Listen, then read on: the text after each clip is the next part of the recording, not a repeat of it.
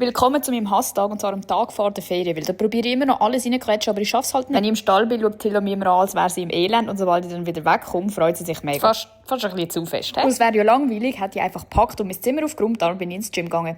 Und die neue wasserfeste braune Catrice Mascara habe ich noch ergattert. Die ist immer rausgekommen. Und ich finde es richtig cringe mit diesen Händchen, aber ich kriege so grusige Haarnut und die habe ich vom Reiten schon. Es muss nicht noch schlimmer werden. Auch sehr spannend ist, dass Tilda nicht ins Auto springen kann, aber wenn es ein Brunnen ist egal wie hoch er ist. Wenn ich weg bin, kommt sie nämlich zu ihrer Kollegin. Schaut die zwei an. Sie sind wirklich herzig miteinander, aber ich vermisse meine Tilda wirklich jetzt schon. Es ist schlimm ohne Hund. Ich kann das nicht. Keine Sorge, es wird immer noch nicht gepackt. Es wird Nägel lackiert. Natürlich, die Nägel sind lackiert, alles andere ist ja egal. Dann bin ich nochmal in den Stall und habe noch Schulzeug gemacht, mega konzentriert. Zum Glück wusste ich nicht, was für Musik läuft.